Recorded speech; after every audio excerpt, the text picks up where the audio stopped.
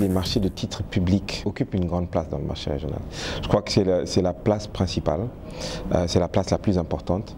On parle à peu près de 85 à 90% des émissions récentes étant des émissions qui sont faites par les États de la zone UEMOA.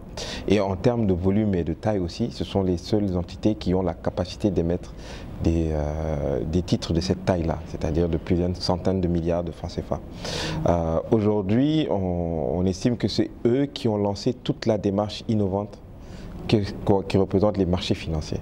Parce que les marchés financiers se sont vraiment reposés sur les émissions et les besoins des États en besoin de financement d'infrastructures, en besoin de financement de développement et d'encadrement budgétaire pour pouvoir se développer et permettre aux épargnants, aux institutions financières et aux banques de pouvoir financer les États.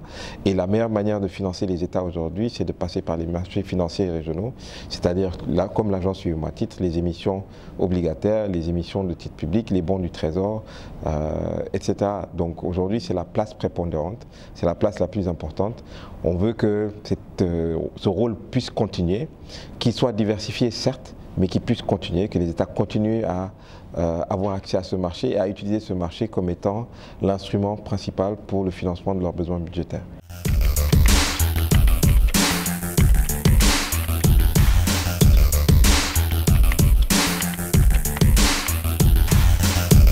Aujourd'hui, au niveau de la Société Générale, on a une approche régionale.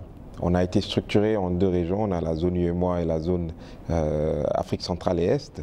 Et la zone Afrique de l'Ouest, dans la zone UEMOA, on a ce qu'on appelle une FGI qui s'appelle Société Générale Capital Securities West Africa. On a une société de gestion d'OPCVM qui s'appelle Société Générale Capital Asset Management et qui sont les instruments de base pour pouvoir attirer les épargnants pour financer les marchés et aussi structurer des émissions obligataires d'État dans la zone UEMOA.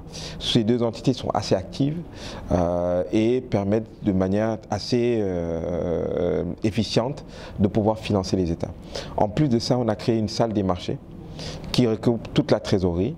Et la salle des marchés est appelée aujourd'hui à pouvoir centraliser la trésorerie du groupe en Afrique de l'Ouest et utiliser de manière efficiente cette trésorerie-là pour pouvoir financer les États en passant par les bons du Trésor, etc.